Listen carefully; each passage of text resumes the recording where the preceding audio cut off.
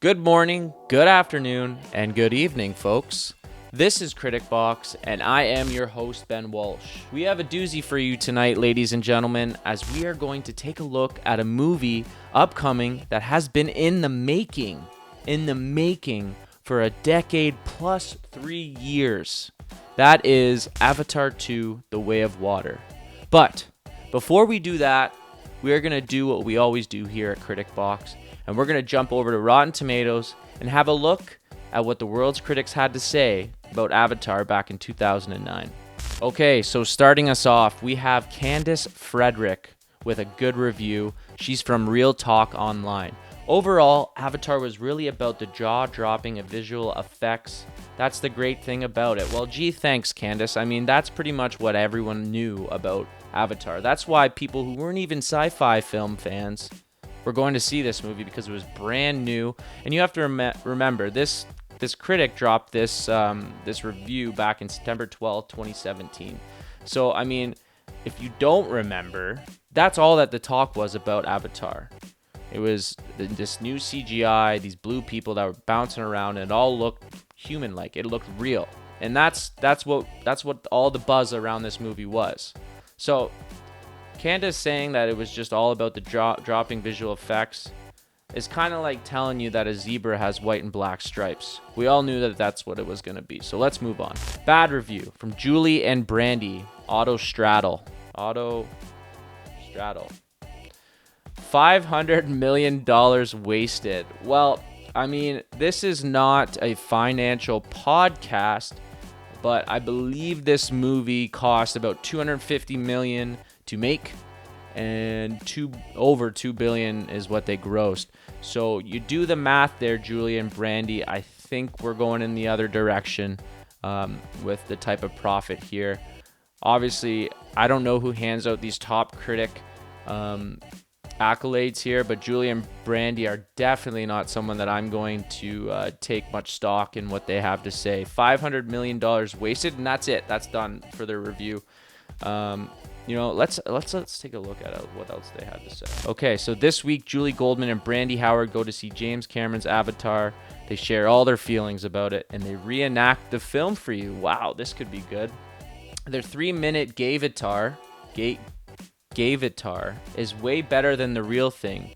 You will probably roll on the floor folks. I mean, I think I've read enough. I hope you've heard enough. This review from clearly a very unreliable source. Julie and Brandie making their own 3-minute films that are better than, the actual Avatar. Let's move on. So moving on to a good review here, we have Amy Nicholson from the Boxoffice magazine, a top critic. Here she goes. Not only does Cameron blur the line between reality and CGI, he's at once jingoistic and anti-hawk. Right-wingers feel welcomed in the first half. The left brain will be vindicated by the climax. And here we go. This exactly right here, and I think it almost happens every episode. This is why we created Critic Box. These folks with the top critic accolades are coming out here and giving you words like jingoistic, and anti-hawk. What the hell are you talking about, Amy? How much vino did Amy have at 6 p.m. that night giving out this type of review? Not only does Cameron blur the line between reality and CGI, okay, that's positive. Yes, he does do that because the CGI is so good. He's at once jingoistic, and if you folks, anyone watching this knows what jingoistic means, wow, applaud you.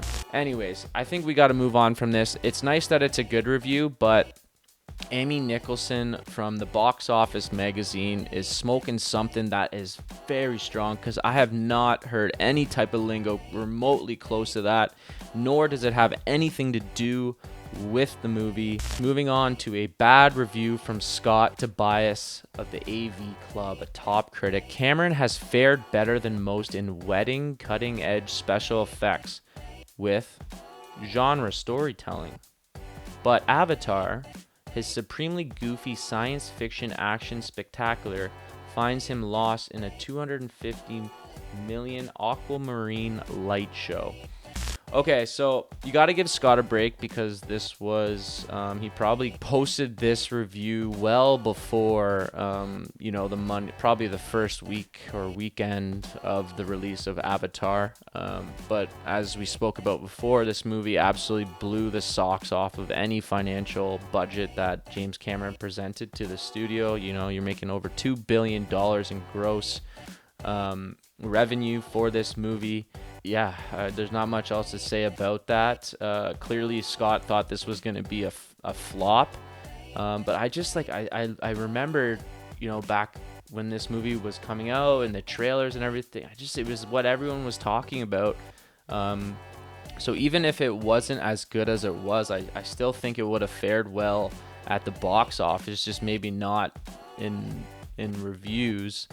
So that's I think Scott's out in left field there. Okay, so moving on to a good review. Nigel Andrews from the Financial Times.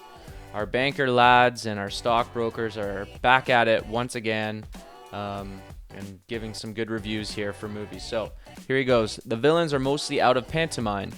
Much of the dialogue needs a stretcher, and the Save the Rainforest plot is a pain.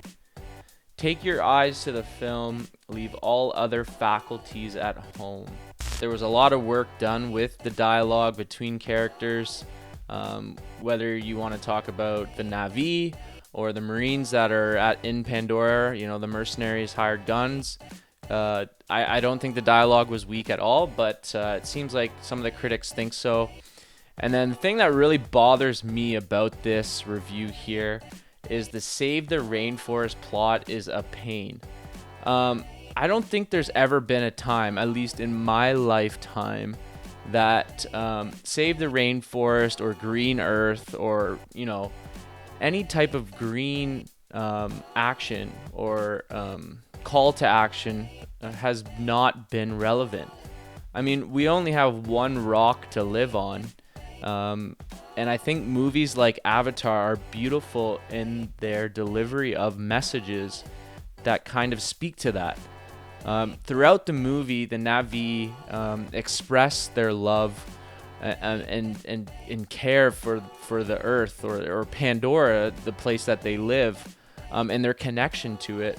And I think that not just the rainforest, but kind of like save the planet message from James Cameron in this movie is one of its most powerful. So, I mean, I think Nigel Andrews is like completely offside in even saying that, because once again, I think any movie that is successful financially but can also, deliver such a strong message about, the planet's health and, being connected with the planet and Mother Nature and Mother Earth should receive all the accolades in the world, and I don't think it's a pain at all. And I think if you think it's a pain, again, that might need to be reevaluated. Again, one rock, this is it. One rock spinning in space, that's all we have. So that's something that I really did take away from Avatar, was the beauty in it and the way that the Na'vi, and you see it today in a lot of the the pollution and whatnot that's going on in the world today. And yeah, there are a lot of actions going on. A lot of people and a lot of big companies are taking action against it, reducing plastic. But I think this Avatar 2, The Way of Water, is more important than ever. And I really hope that James sticks to his guns with this, kind of awareness for a healthy planet. Because like I said, it's the only one we got. So Nigel Andrews with a good review, but kind of takes a dig at one of the most important topics of the world that we live in today. So moving forward. Okay, so now you know what the world's critics have had to say about Avatar 1 since its release in 2009. And now we're going to look forward to Avatar 2, The Way of Water. One thing I wanted to note, and I love talking about the actors in these movies, was Sam Worthington. Sam Worthington, who plays Jake Sully, the main character, was an absolute no-name before Avatar 1 came out. He was, I wouldn't even call it a star in the Australian film industry, but he was well off of anyone's radar before Avatar came out. And for the role of James Sully, you had big hitters like Jake Gyllenhaal, even Chris Pine I saw had auditioned for this role. And James Cameron went out and picked Sam Worthington simply because of his realness. He didn't want a big name actor portraying Jake Sully. He wanted someone that audiences could relate to and just bring that real effect to the character. So I thought that was pretty cool. Okay, so we're finally here. Avatar 2, The Way of Water. And we don't know much. There hasn't been much said about the movie itself. James Cameron has been pretty tight-lipped about the movie itself. But what we do know is that the Jake Sully family, so yes, Neytiri and Jake have had kids. And what they're doing is it looks like they're roaming Pandora to unite the tribes of Pandora against the humans who seem to be back, and they're invading Pandora and then the peoples of the Na'vi to mine the mineral unobtainium. So I think a lot of the movie will surround that. But what I'm most excited about are these water people. Again, we have water people called the Metkaina, and I think this is where the movie's going to really blow our minds. And more specifically, the CGI around that. I think it's just going to be a visual treat. And from this, I want to show you guys a video from Avatar 1, and what this is of the actors filming. And this is how they spent most of their time filming these movies. So you see in this movie, you have Sam Worthington jumping up these blocks with, I think Zoe Saldana's up there. Look at this. It's just absolutely nuts. You see the thing in front of their face is, I believe it's a little camera. So what they did was they captured all their facial expressions, all the muscles in their face, so that's what kind of gave the Na'vi their really, human-like, realistic features. Every nuance and tiny bit of the performance was by the actors for this very reason. Look, there you see Cameron there, and Zoe Saldana, and you see the little dots on their face. So all of this is captured. Oh, this is just such a trip. Look at that. So these guys spent all their time filming this movie, not in a rainforest, not in the water, not in any ship or any, constructed set. This was all done in what you see here. And you want to talk about quality of acting?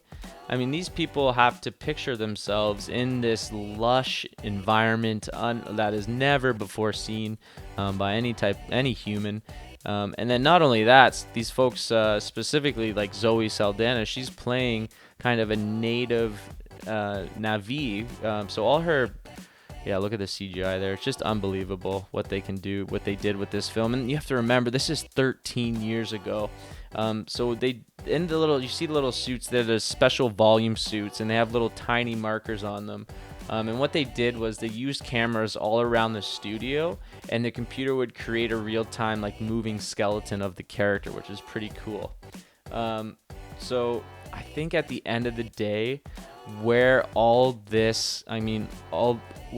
you really reap the rewards is getting that true emotion out of the characters. And it's just, what a trip to watch these guys in action filming the movie in these suits, in this environment. You see people I think they're portraying the pterodactyl-like creatures. I forget the name of them. But yeah, it's just unbelievable what James Cameron and crew did, specifically the actors. Just the imagination that goes into it is just unbelievable. Yeah, wow, there's Sam Worthington in action, Zoe Saldana, and any actor that portrayed the Na'vi or was in one of the avatars were in these suits. So it's pretty cool, man. I couldn't believe it when I saw this with this video. But I mean, you'd expect that.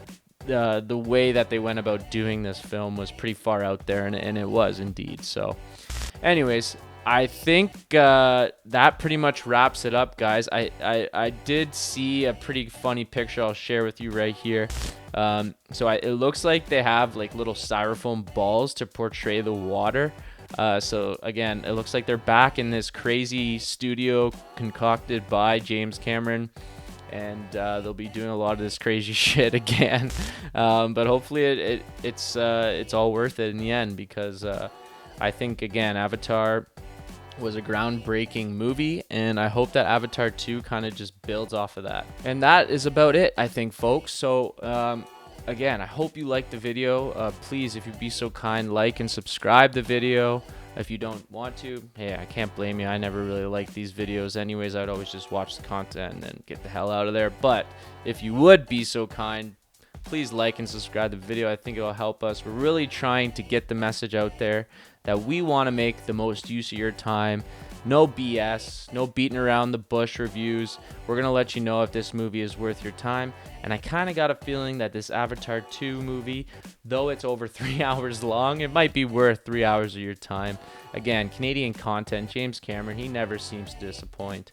But anyways, that's here nor there. We got to wait another 2 weeks. It's been almost 13 years since Avatar 1 came out, and really looking forward to this movie. So other than that, guys, take care, be kind, have a great day.